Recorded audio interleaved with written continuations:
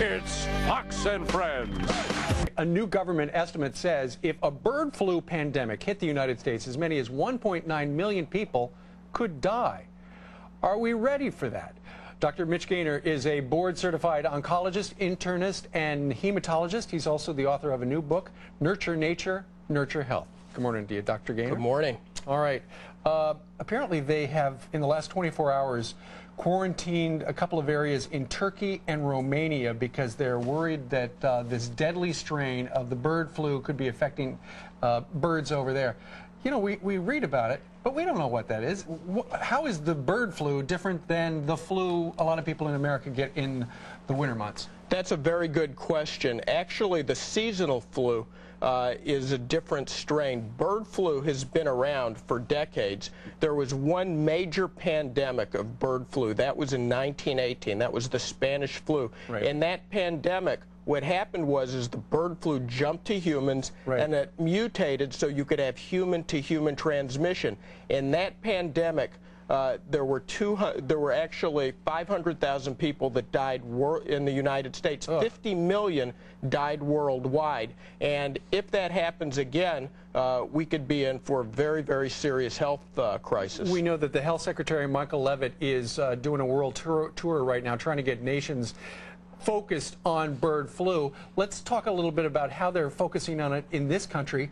Let's say it jumps into the United States. It gets over here somehow this year. How many vaccinations or antidotes do we have in the United States? Well, unfortunately, the answer to that question is none. We don't have a vaccine yet because we don't know exactly how that virus would mutate.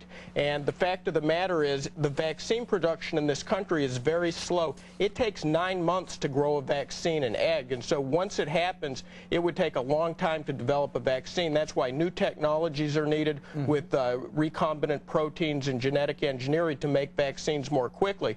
Also, which is also quite worrisome, in Asia, when the bird flu has jumped into the human population, it's already resistant to two of the leading treatments we have for seasonal flu, which are amantadine and rimantadine. That virus is resistant to those, so we will need better drugs which we can treat it with. Now, would the people who are susceptible to the winter flu, the seasonal flu, be the same people who we would worry about with the bird flu? Well, we would worry about them more, but we would worry about everything. In the 1918 flu pandemic, it did affect younger people, but 90% of the people that die of seasonal flu are over the age of 65. Right. That happens because there's something called immune senescence. They have their immune systems weaker, so it's going to be very important for people to do everything they can to keep their immune systems as strong as possible.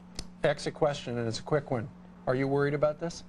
I'm concerned about it. I think with international cooperation, that will help a lot, and I think there's a lot people can do that I talk about in the book as far as nutrition, ways of keeping toxins that suppress your immune system out of your system in the first place. All right, Dr. Michell Gaynor, his book is called Nurture Nature, Nurture Health. We thank you very much for joining us live today. Thank you.